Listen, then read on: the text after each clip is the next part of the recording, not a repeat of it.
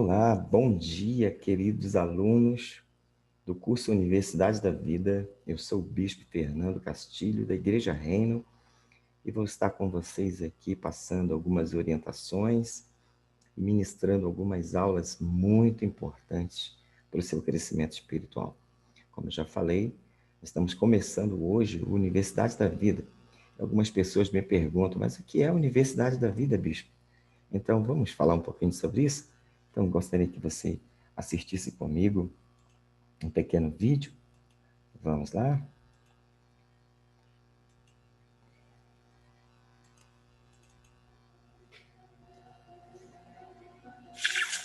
No ventre ele soprou fôlego.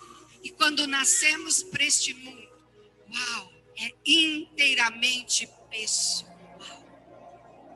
Ele entregou a vida para que você aplicasse a vida que ele te deu. E caminhamos nesse mundo, exercendo o direito à vida. O que é a vida? Será que há uma definição? Qual o propósito da vida? Qual o sentido da vida? Precisamos aprender o que fazer com a própria vida. E se a vida tivesse um manual que ensinasse tudo? A vida tem um manual, sim. E junto com esse manual vem um instrutor. E eu quero te apresentar esse manual. Universidade da Vida.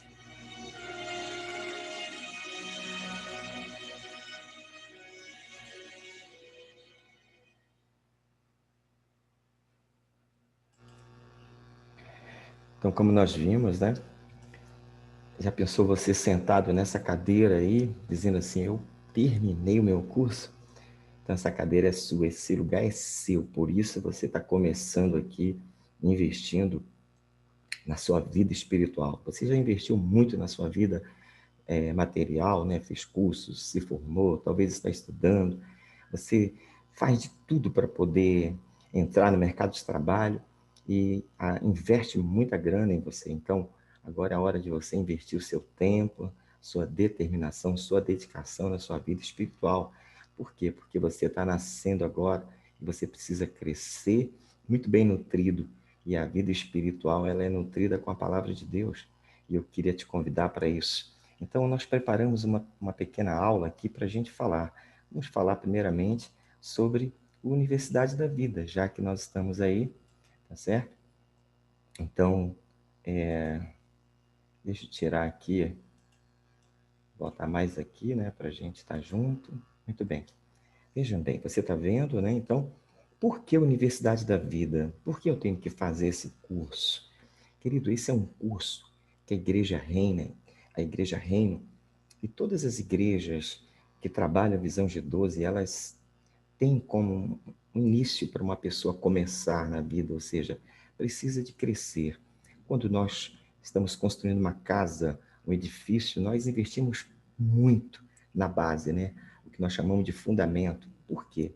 Porque aquilo vai sustentar toda, toda a existência, tudo que for construído naquele prédio para cima, tem que ter uma base firme. Então, Jesus disse que a nossa casa precisa ser muito bem edificada. E ele chama isso de rocha, onde que é bem resistente, né? Compacto. Por quê? Ele diz para você construir a sua casa, a sua vida espiritual na rocha. Porque, porque é o momento de você crescer, tá certo? Então, é importante você investir tempo. E a Universidade da Vida vem para isso. E o curso ele é dividido da seguinte maneira. São 9 semanas que você vai estar em contato com o seu livro e com a Bíblia, o livro de Deus, né? Então, todos os dias, durante essas 9 semanas, você vai ter uma aula, um devocional feito especialmente para você, para falar com você, tá certo? Você vai dar 25 minutos por dia. Imagina, 25 minutos você vai dar para Deus, você vai estar ali orando, você vai estar lendo, você vai estar anotando, né? E você vai está perguntando para o seu guia, para o seu líder, né? Para o seu professor, aquele que vai estar acompanhando você. Isso é importante, você tirar todas as dúvidas, terminar o curso sabendo que realmente você aprendeu, tá certo? E nós vamos ter uma aula semanal, ao total de 8 aulas aqui praticamente. Eu vou estar falando com vocês sobre as lições que não estão no livro.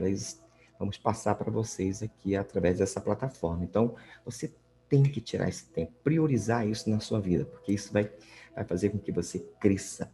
Amém, querido? Então, vamos já, desde já, passar para a nossa primeira aula.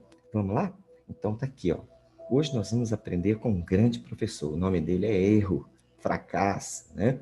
E aí, ó, nossa primeira semana nós estamos abrindo agora, hoje, com você, tá certo?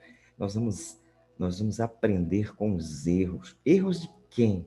Erros de um jovem, que a Bíblia chama ele, só dá um nome pelo fato de uma família, o pai ter 2 filhos, ele era um fazendeiro, então chama isso, a Bíblia chama de filho pródigo, né? Aquele que saiu para uma aventura na sua vida, errou muito, e depois teve um final feliz na presença do seu pai, né? Isso retrata muito a nossa realidade, né? Nós somos todos sem Deus, nós estamos dando um passeio pelo mundo, conhecemos muitas coisas erradas, né? Então, essa história vai falar muito com a gente. Então, eu quero que você fique aí e anote tudo que vai ser falado. Isso está no livro de Lucas, capítulo 15, versículo 11.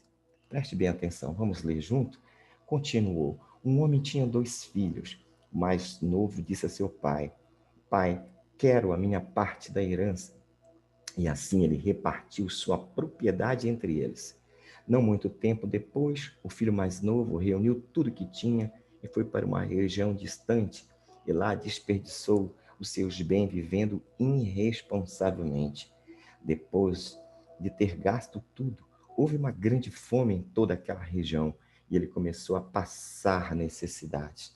Por isso, foi empregar-se com um dos cidadãos daquela região, que o mandou, que o mandou, que o mandou para o seu campo a fim de cuidar dos porcos. Olha que coisa terrível. Versículo 16 diz: E ele desejava encher o estômago com as vargens de alfarrobeiras que os porcos comiam, mas ninguém lhe dava nada. Caindo em si, ele disse: Quantos empregados de meu pai têm comida de sobra e eu aqui morrendo de fome? Eu me porei a caminho e voltarei para o meu pai. E lhe direi: Pai, pequei contra o céu e contra ti. Não sou mais digno de ser chamado teu filho. Trata-me como um dos teus empregados. A seguir, levantou-se e foi para o seu pai. Estando ainda longe, seu pai ouviu e, cheio de compaixão, correu para o seu filho e o abraçou e o beijou. O filho lhe disse: Pai, pequei contra o céu e contra ti. Não sou mais digno de ser chamado teu filho. Mas o pai disse aos seus servos: Depressa, depressa, tragam a melhor roupa e vistam nele. Coloque um anel em seu dedo e calçado nos seus pés. Tragam o novilho e matem-no, o novilho gordo, né? E matem-no. Vamos fazer uma festa e comemorar. Pois este meu filho estava morto e voltou à vida, estava perdido e foi achado. E começaram a festejar. Enquanto isto, o filho mais velho estava no campo. Quando se aproximou da casa, ouviu a música e a dança. E então chamou um dos conservos e perguntou o que estava acontecendo. E ele lhe respondeu: Seu irmão voltou e seu pai matou o novilho gordo, porque o recebeu de volta são e salvo. E o filho mais velho encheu-se de ira e não quis entrar. Então seu pai saiu e insistiu com ele. Mas ele respondeu ao seu pai: Olha, todos esses anos tenho trabalhado como escravo ao teu serviço e nunca desobedeci às tuas ordens. Mas tu nunca me deste nenhum cabrito para eu festejar com meus amigos. Mas quando volta para casa esse seu filho, que esbanjou teus bens com as prostitutas, e matas o novilho gordo para ele. E disse o pai: Meu filho, você está sempre comigo, e tudo o que eu tenho é seu. Mas nós tínhamos que comemorar e alegrar-nos, porque esse teu irmão estava morto e voltou à vida, estava perdido e foi achado. Que coisa, que texto maravilhoso, né? Aqui você vê uma família, né? 2 filhos, um pai, e eles representam na realidade a nossa vida. Representam um filho que tomou a decisão de curtir a vida, de sair e de dar uma volta no mundo. Isso representa a nossa vida. Deus nos criou, Ele é nosso Pai. E nós nos perdemos de Deus. E durante esse tempo que ficamos longe da ausência e da presença, ficamos ausentes, né, da nossa casa e da presença do nosso Pai, fazemos muitas coisas erradas. Mas lembre-se que Deus sempre está nos aguardando de braços abertos para festejar a nossa volta. Queridos, e hoje então nós vamos aprender com os erros desse rapaz. Quem sabe nós não estamos também nesse momento que estamos fora, né? Ou estamos praticando esses erros que hoje vão falar ao nosso coração. Então vamos observar? Veja, a Bíblia diz que o pai tinha 2 filhos, um era o mais velho e o mais moço. E o mais moço disse: pai, eu quero que o Senhor, ele fala assim, ó, eu quero a minha parte da herança. Assim ele repartiu a sua propriedade entre eles. Agora eu te pergunto, a herança não é para ser dada depois que o pai morre? Então olha só, como esse pai representa Deus, se você, querido, não quiser servi-lo, não quiser morar com ele, não quer viver na igreja, não quer viver num ambiente celeste, depende muito de você. Deus te libera, ou seja, o pai liberou o filho. E ele repartiu a herança ainda em vida e deu a parte do jovem. Ele era um garoto, né? Uma pessoa que não tinha muita maturidade, não tinha juízo, como nós costumamos falar. E por ele não ter essa maturidade, ele cometeu alguns erros. Não porque ele era jovem, porque nós temos muitos jovens que são pessoas muito maduras, né? Mas a gente sempre costuma dizer que as pessoas precisam ter experiência, isso vale. Mas aqui, experiência não significa, maturidade não significa idade, né? E aqui é o que a gente observa? Que esse garoto, ele então toma uma decisão errada na sua vida. Preste bem atenção. O livro de Provérbios 14:12 diz: há caminho que parece certo ao homem, mas no final conduz à morte. Então, o que são caminhos, né? São muitas vezes diretrizes que nós tomamos, decisões que nós tomamos, decisões de casar, decisões de fazer coisas, de, sei lá, de fazer viagens e coisas assim erradas, relacionamentos errados que nós entramos. Então, são caminhos, são vias que nós entramos e que nós só entramos porque tomamos decisões. E a Bíblia diz que existem uns que levam à morte. E, no caso, isso levou à morte espiritual desse rapaz. Muitas decisões que tomamos nos traz a morte e nos leva para longe de Deus. Agora, imagine, ele tomou essa decisão porque ele tinha algo dentro dele. Ele era um garoto obstinado. No versículo 13 do capítulo 15 de Lucas diz: não muito tempo depois, o filho mais novo reuniu tudo que tinha e foi para uma região distante. E lá desperdiçou seus bens vivendo irresponsavelmente. Uma pessoa obstinada, ele não sabe como ele vive, muitas vezes ele toma decisões erradas, né? E esse rapaz aqui, pela sua obstinação, ele gastou toda a grana que ele tinha, toda a herança dele, ele não soube gestar, ele não teve gestão financeira para isso. E começou a passar necessidades. Então, o que é uma pessoa obstinada? Né? Característica de quem persiste, insiste, não desiste, persiste. Né? É um cara persistente, que não desiste facilmente de uma opinião ou uma convicção. É uma pessoa teimosa, que não se convence com facilidade, uma pessoa dura, inflexível, ditador, obstinado, que persiste, que é firme, pertinaz, um candidato obstinado. Então, a obstinação pode ser tanto aplicada para as coisas boas como para as coisas ruins. Você acha que o pai não conversou com ele? Diz a Bíblia que ele não saiu no mesmo dia que ele pediu, ainda houve um tempo. Quem sabe o pai tentou convencê-lo, mas ele falou: não, eu quero, eu vou. Então, muitas vezes, fazemos isso e tomamos essas decisões erradas. Tivemos aí muitos sinais, tivemos orientações. Alguém falou, não faça isso, meu filho, não faça isso, que filha. E você fez. Por isso você está vivendo uma vida, talvez um caos, né? Erros que você tomou. Então, por que ele fez isso? Porque para ele queria o sucesso. Muitas vezes nós queremos o sucesso. Olha só, no versículo 13 diz que não muito depois, olha só, não muito tempo depois, ele reuniu tudo o que tinha e foi para uma região distante. E lá ele gastou toda a sua grana. Então, para ele estava fazendo sucesso. Para uma pessoa que está no erro, ele acha que o sucesso para ele tem a ver com, muitas vezes, as suas a sua curtida, a sua vida. Eu vou aproveitar a vida. Sucesso para ele era isso, né? Eu vou curtir. Então, conforto. Muitas vezes nós gastamos dinheiro em conforto, mansões, casas, né? Porque a gente quer, não que isso é errado, mas muitas vezes a gente não é o momento para a gente gastar com isso. E aplicamos nosso dinheiro muitas vezes porque a gente quer o prazer. Não que está errado, como eu já falei, você tem que ter o melhor, mas tem horas que não é o momento ideal. Aqui, ó, carros caros, né? Imagine uma Ferrari dessa, quanto que custa? É um carro caríssimo. Então nós desperdiçamos, nós não poupamos para o dia da calamidade, não é isso? Então, para ele era isso. Vou gastar minha vida com isso. Bebedices, está vendo? Os prazeres aí, ó, drogas. Quantas pessoas que começaram fumando apenas um cigarro, uma droga lícita, né?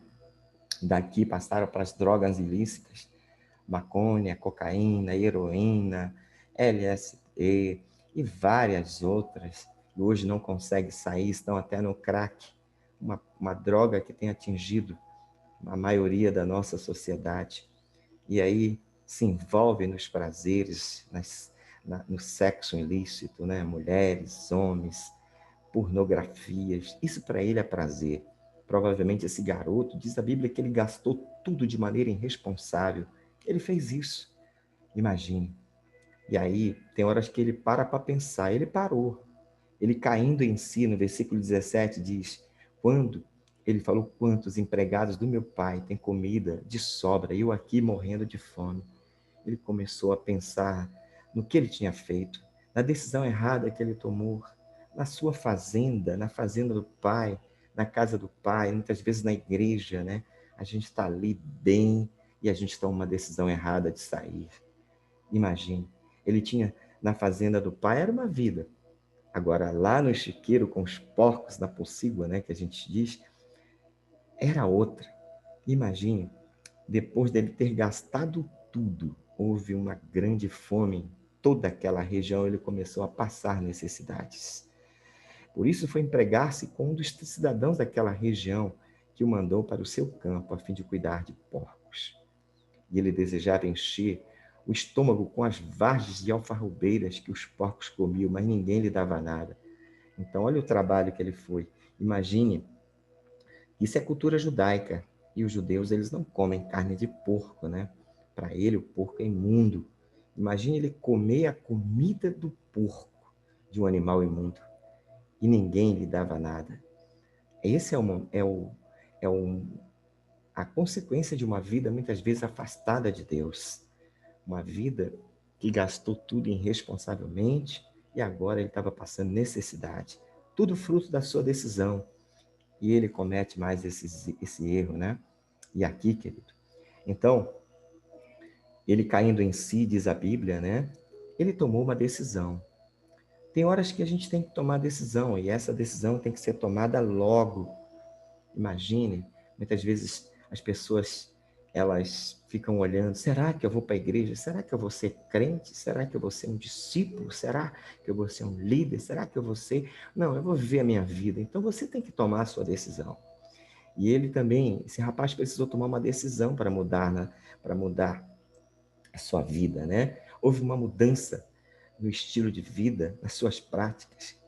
No versículo 16, 18, ele diz: eu me porei a caminho e voltarei para o meu pai, e lhe direi: Pai, pequei contra o céu e contra ti. Não sou mais digno de ser chamado seu filho. Trata-me como um dos teus empregados. Imagine, querido.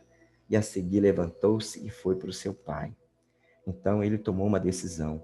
E essa decisão, nós chamamos isso de arrependimento, né? Arrependimento é tomar uma decisão contrária a que você está indo. Isso no grego é metanoia, ou seja, ele se arrependeu, houve uma mudança radical na sua vida, houve uma mudança na mentalidade dele. Você precisa se arrepender. Arrependimento tem a ver com mudar a tua maneira de pensar, mudar a tua mentalidade. Os teus pensamentos, vão formular as tuas palavras.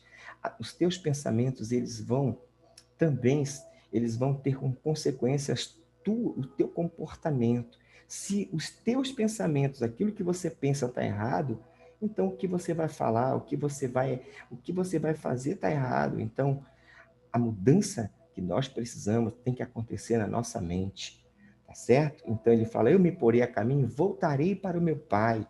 Ou seja, ele retornou, ele tomou uma decisão. E ele disse: eu pequei contra o céu e contra ti. E aí ele foi. Então, quem sabe hoje você precisa tomar essa decisão. Já cometeu tantos erros, então você precisa tomar essa decisão. E aí o que acontece? Ele tem um encontro, né? Ele vai ao encontro do seu pai. Que coisa maravilhosa. Tem horas que nós temos que encarar a realidade.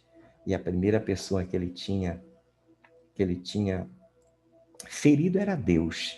Por isso ele fala: eu pequei contra Deus, pequei contra os céus, pequei também contra o Senhor.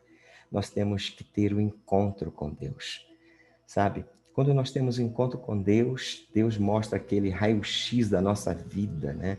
Mostra a gente por dentro, porque Deus nos olha. Esse pai aqui representa Deus. Então, ele foi ao encontro do seu pai, levantou-se e foi para o seu pai, estando ainda de longe. O que ele pensava? Que o pai dele ia tratá-lo como um irresponsável, como um mendigo, como um traidor. Não é verdade? Muitas vezes a gente acha que a gente retornando, as pessoas não vão nos perdoar. Olha o que esse pai faz. O pai estava à espera dele, assim como Deus está à espera da gente. Ele então correu, viu o filho dele, correu para o seu filho e abraçou e o beijou. Tratou ele com todo carinho, teve aquela afetividade paterna. E é isso que tem que acontecer. Esse rapaz precisou ter um encontro com o seu pai, teve um encontro com Deus, tá certo? Depois desse encontro, ele recebeu uma oportunidade de recomeçar tudo de novo. Sabe o que Deus está nos dando a partir de agora? Uma oportunidade do recomeço, de nós fazermos as coisas certas. E vai depender da gente. E aquele garoto recebeu uma oportunidade de recomeçar tudo de novo. Houve o quê? Houve uma reconciliação. Quando você tem um encontro com Deus, você tem uma oportunidade de se reconciliar com Deus, com a sua família, membros da sua casa que você não fala, talvez seu pai, sua mãe, seus irmãos, seus parentes. Tem que haver reconciliação. O filho disse: pai, pequei contra o céu, contra ti, não sou mais digno de ser chamado teu filho. Mas o pai lhe disse aos seus servos: depressa, tragam a melhor roupa, vistam nele, coloquem um anel em seu dedo e calçado em seus pés. Tragam o novilho gordo, matem-no.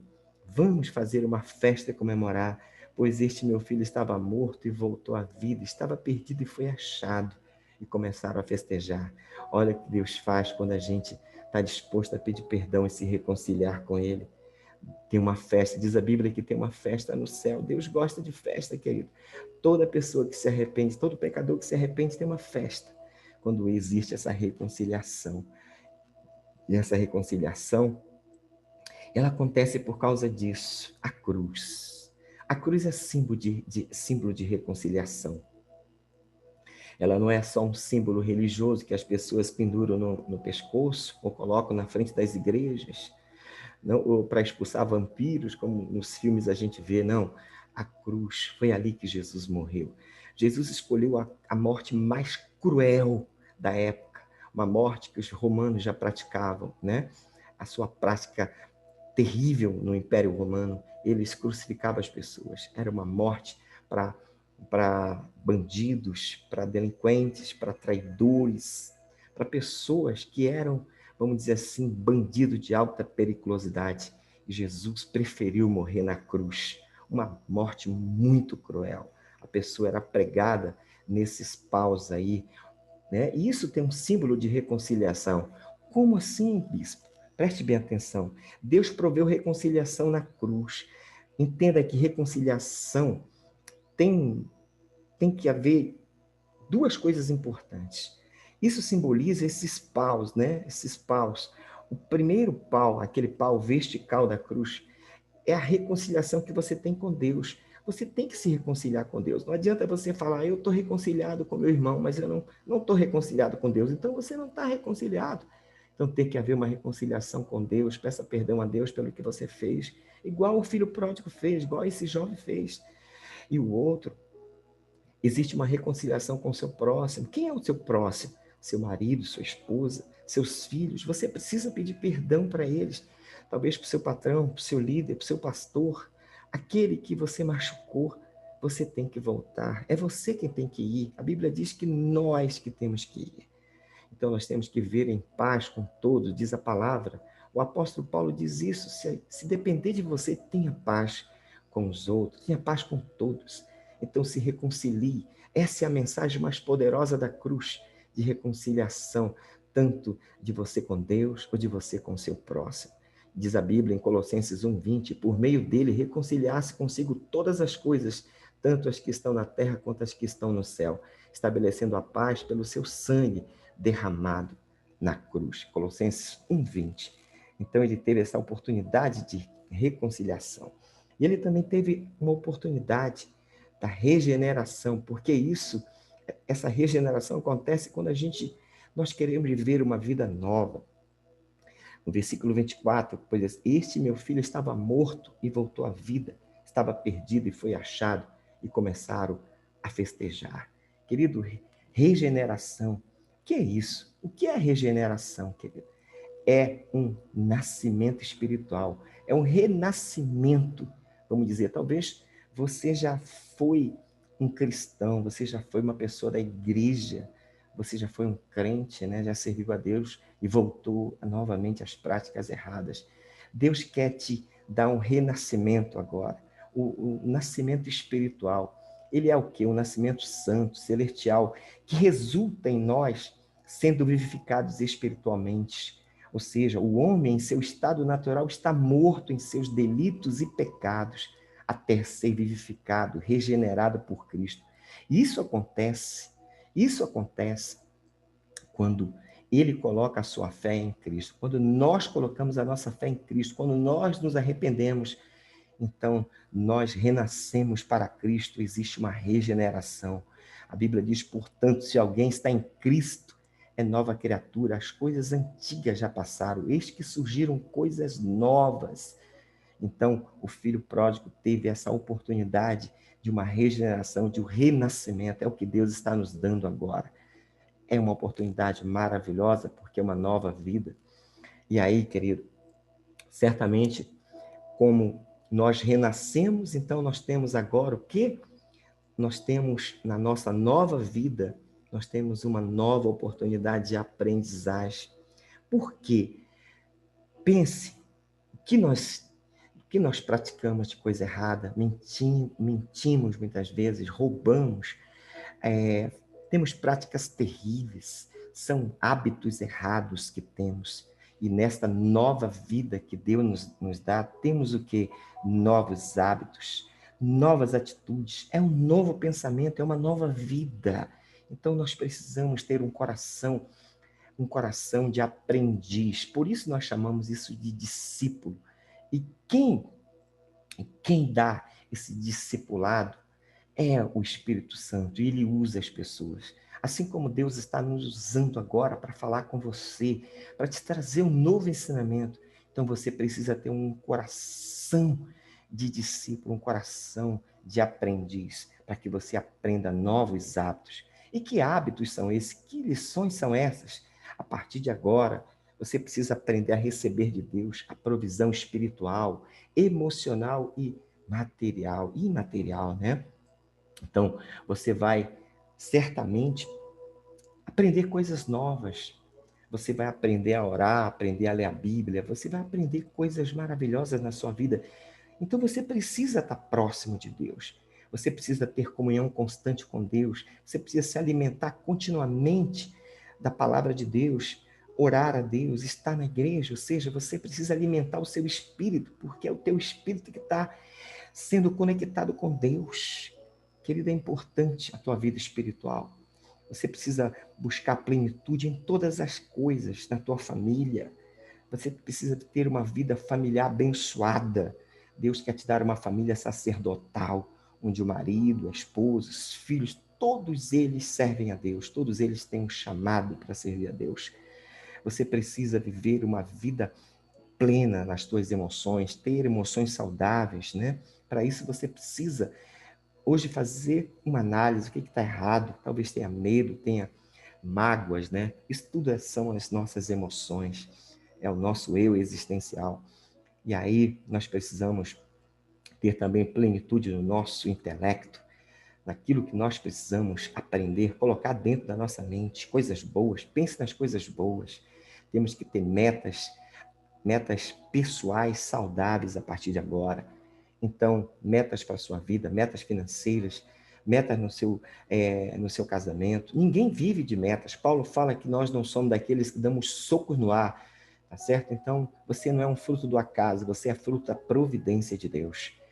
Então, você precisa aprenda que a vontade de Deus para a sua vida é boa, agradável e perfeita. Isso é o que Deus tem. Então, nesse novo aprendizado, vai depender muito da sua determinação, da sua participação, da sua interatividade com o teu líder, com a tua igreja, com Deus, com o Espírito Santo para você aprender. O Espírito Santo quer nos ensinar. E agora, imagine, querido, que você já aprendeu os erros do filho pródigo. Lembre-se que ele fez tanta coisa, tanta bobagem. E ele, então, teve que voltar para o pai. E quem estava esperando ele? O pai, o papai amado, e receber ele com alegria. Querido, talvez você esteja fora, você esteja fazendo bobagem, né? Fazendo algumas ações erradas. E hoje eu quero que você entenda que Jesus também, ele está te esperando. E esse é um convite que ele está fazendo nesta aula para você. Agora que você já aprendeu com os erros do filho pródigo, do filho mais jovem, eu quero te perguntar, você quer ser um discípulo? Você quer seguir a Jesus? Você quer trilhar o caminho que Jesus tem para a sua vida? Você quer isso? Por quê? Porque o caminho que Jesus tem é um caminho que tem vida eterna. Então, querido, se você quer isso, eu quero te convidar para você curvar a sua cabeça e orar comigo. Vamos fazer uma oração. Repita comigo essa oração. Senhor Jesus, eu ouvi a tua palavra e eu entendi que o Senhor tem um plano para a minha vida, que a tua vontade é boa, agradável e perfeita. Assim, Senhor, como este jovem cometeu tantos erros e ele voltou à casa do seu pai e ele pediu perdão ao seu pai e recomeçou tudo. Eu também quero, a partir de agora, Senhor, te pedir perdão e que o Senhor me dê uma nova oportunidade de poder crescer, de poder, Senhor, viver uma vida plena na tua presença, no nome de Jesus. Eu quero receber o Senhor, como meu Pai, como meu Salvador e como meu Rei, no nome do Senhor Jesus Cristo. Aleluia. Amém. Muito bem, queridos. Então, aqui nós terminamos a nossa primeira aula, tá certo? Como é primeira, logicamente, tem uma segunda. E na próxima aula, nós vamos aprender algo tremendo, tá certo? Que você certamente vai gostar, tá certo? Agora eu quero te passar aqui algumas tarefinhas da nossa semana. Preste bem atenção. Você hoje tem que estudar a sua lição. Tirar os teus 25 minutos, estudar a tua lição, fazer as suas anotações. Todo dia tem uma aula, tá certo? Então tenha um tempo com Deus de oração, né? De leitura da Bíblia também. Isso nós chamamos de tempo a sós. É importante você separar, tirar um tempo para você fazer isso. Se você puder, vá à célula, vá à igreja, liga para o seu líder, pergunte para ele que horas são os cultos da igreja, né? As reuniões. Ele vai te ensinar, ele vai logo te orientar. Anote tudo, pergunte ao seu líder toda a dúvida que você tiver, beleza? Então, querido, aqui a gente termina e eu quero te agradecer por você ter estado comigo e nós nos encontraremos na próxima aula, tá bom? Volto aqui com você, que Deus te abençoe, no nome de Jesus Cristo. Amém.